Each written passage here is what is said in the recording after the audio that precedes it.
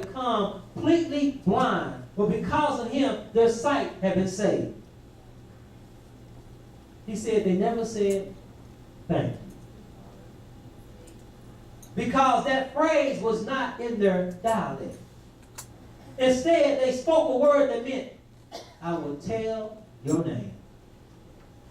Wherever they went, they would tell the name of the missionary who cured their blindness. Right. See, they had received something so wonderful that they eagerly had to proclaim it. Right. So again, the psalmist says, suddenly you realize that God has been so good that you can't keep it aside. You got to tell somebody. Yeah. So from the depths of your heart, you got to shout it out. The second command is, serve the Lord with gladness. See, it doesn't say, serve the church. It doesn't say, serve the preacher. It doesn't say, serve the leaders. Or serve the organization. It says, serve the Lord. Yeah. See, the Bible teaches that if we witness on behalf of the Lord, if we feed the hungry, if we clothe the naked, if we do the work of the Lord, whatever it might be, we're serving the Lord. Yes. Yes. Matthew 25:40 says, Jesus said, and as much as you have done it unto the least of these, my brethren, you have done it unto me. See, I'm not sure that we grasp that. But we serve at times out of a feeling of obligation or a fear of guilt if we don't serve. Or maybe because we don't want to draw attention to ourselves. See, it's natural for us to despise appreciation when we do something that is worthwhile. But the psalmist says, and whatever you do, serve the Lord with gladness. Third command, come before him with joyful songs. Psalms 98:4 says, make a joyful noise unto the Lord. Have you noticed in the first three commands God said, I want you to be happy. Yeah. Shout with joy. Yeah. Serve with gladness. Yeah. Come with joyful songs. Yeah. Now just take a moment and look at the person next to you. Do they look happy? Or they just sit there and look like skulls on the faces or something? See, the psalmist said, come before him and serve him and sing praises with joy in your heart.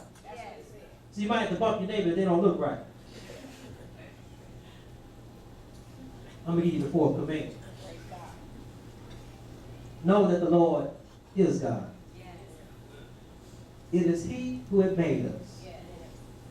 We are his people, the sheep of his pasture. Saints, God took every bone, every joint, and he welded them together with sinews and muscles and covered them with skin. Gave us eyes that see, brains that think, fingers that can pick up things. God made us inside and out. He made you the way he wanted you to be. And he made me the way he wanted me to be. See, that's the mystery, isn't it? See, I don't understand why, but somehow in God's providence, he decided that he wanted a medium-sized man. Not too good looking.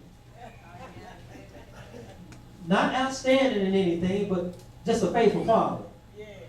And a husband who could keep, plodding along. So he made me. So someplace along the way, he had you in mind. And he made you. Tell your neighbor, he made me. And do you know that he's still making us? See, that's important to realize too, because he's not satisfied with unfinished products. He's not satisfied with your temple. He's not satisfied with your weak areas or where you give it in to temptation. So he's still making you. See, he's still working in our lives. See, God is your maker. You were created in his image. So therefore, you need to give him thanks for who you are. A lot of people want to change. They say, change how they look, change everything, go to the plastic and all that other stuff. But God made you just the way he wanted you to be. You ought to be grateful. Because a lot of people went that way and they are so disappointed on today. We are as people in the sheep of his pasture. See, most of us want to be shepherds, not sheep. See, it's not any fun being sheep. You know, we say, but the problem is we don't know where the still waters and the green pastures are. Right. You see, and every time we go out searching for them, we kind of end up in a far country. Yeah. He said, you be the sheep. Let me be the shepherd. Yes. I'll lead you beside the still waters. I'll restore your soul. Yes. All right. I'm getting on my fifth command here. I'm going to my last command.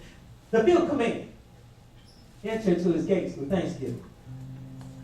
His courts with praise. Yes. Give thanks to him. Yes. Praise his name. Yes. For the Lord is good. Yes. His love endures forever. His Hallelujah. faithfulness continues through all generations. Yes. You know, in the Old Testament, the temple symbolized the presence of God.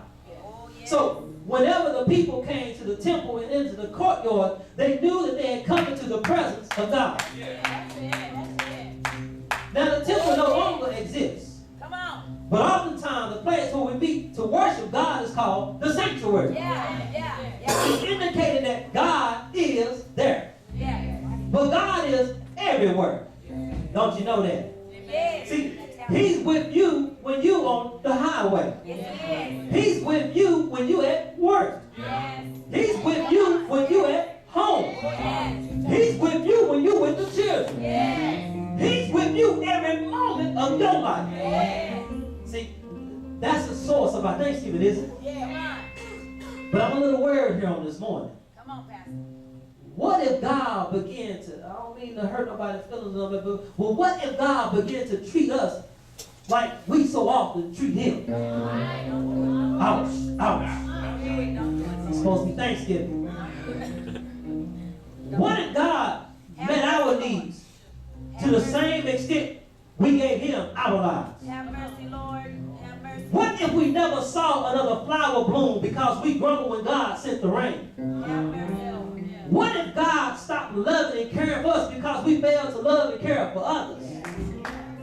What if God took away his message because we wouldn't listen to the messenger? Oh, God. What if we wouldn't bless, if he wouldn't bless us today because we didn't think of him on yesterday? Yes. Yes. What if God answered our prayers the way we answered his call for our service? My Lord.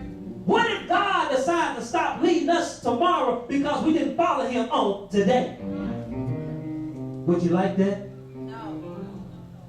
Oh, Lord. God, have mercy, Lord. I heard somebody say, oh Lord, Oh, Lord. help us to be thankful Help us. for what help you us. do. Help us, Lord. Do not treat us as our sin deserves our repay us according to our iniquities. That's in Psalms 103. But I'm so glad that God is not like man. I'm getting ready to come to my close here. Hallelujah. Tell your neighbor, ain't you glad that God is not like man? I'm so glad. I'm so glad. You know, we have a lot to be thankful for when you really think about it. Before you get to the dinner table on this week, if God allow us to see it, before you get ready to carve into the turkey, I think it's something I think about. We need sometimes to carve into ourselves sometimes and get self cleaned out. Because a family get together is such a wonderful thing that happens when you have family, friends, and loved ones, and you come to celebrate and be thankful for the goodness of God has done. But it's something about it, you get to a family experience and know that God has cleaned you up. God has took away all your dark and miry, your sickness, your ugliness, and everything that you can think. And I can help but to think of when I think of Jabez. Yeah, right. But because when I think of Jabez, he said his mother said she bore him in pain. So Jabez was basically a name for pain and sorrow. Yeah, that's right. And I'm just here to tell you, you don't have to have that name anymore. Come on. Because when he took into account the fact that he had a God. He had a God that he could serve. So he basically is praying to God and said, would you just enlarge my territory? I'm saying that to say this. A lot of times when we think about what our past looked like, a lot of times how we feel like somebody may have labeled us, we don't have to carry that label with us. Because God can do what no man can do. And even though his mother said, I bore him in pain, his name was pain. He didn't let that stop him. And a lot of times people go around here with depression, sadness, dark and wiry, in a state of gloom. But there's something about it, they will just talk to the Lord. And that's what we got to do, saints. We got to go to Jesus. We got to say, Lord, if you would enlarge my territory. Lord, enlarge my territory. And one thing I know about it, he can enlarge your territory. And I love how I said, if you would bless me. Hallelujah. He doesn't say no honorary blessing, but you would bless me indeed. That's what it says. Indeed. Hallelujah. Come on. See, that's what you got to think of.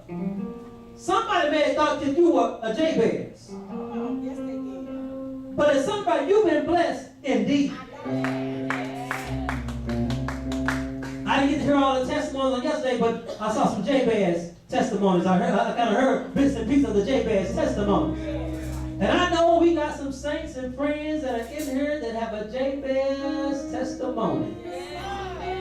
Because we got some indeed blessed people. We heard some indeed blessed testimonies. And I'm just here to tell you, keep on living for God. Don't stop living for Jesus because God has been too good. Yes. And so I just want to celebrate and give thanks. Thank you. It don't hurt to give thanks, y'all. Oh, thank you. When you think about where you used to be, how you used to carry yourself, but how God have come in and make dramatic, see, we can say this now, dramatic changes. Yes. Because you knew your mind was basically pulling you down, but it's something about you grab hold on to faith. As Colpest was telling those that were standing here this morning, hold on to faith. Don't let go. And when you see how life can be so painted such a pretty picture on the outside, but yet it have nothing good for you. But it's something about your soul. That's the most important thing. I want to be right. I want to be right with everybody. And that's why I ask God, Lord, is anything wrong in me? Please fix it. Take it away. On a daily basis. I make mistakes. I'm not perfect by no means. But one thing I do know, if I can say, if you would bless me indeed, I'm going to give thanks. I'm going to give praise. I'm going to magnify his name.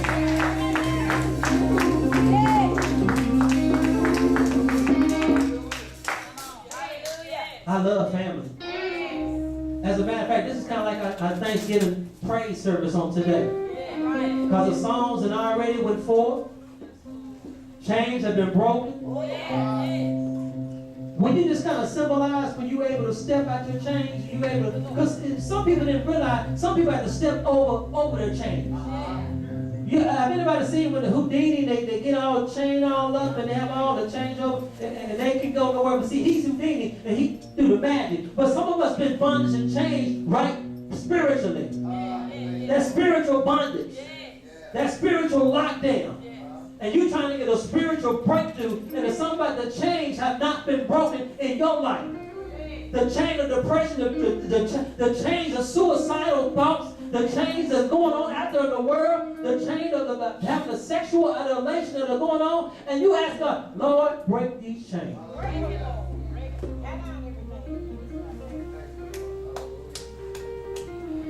If you find anything that shouldn't be, take it out and strengthen me. I want to be right. I want to be whole. God is in the fixing business, people. God is still making repairs. God is still doing house calls. I know some may not be here, but God can still go to the address where they're at. But because you made an effort and press your way,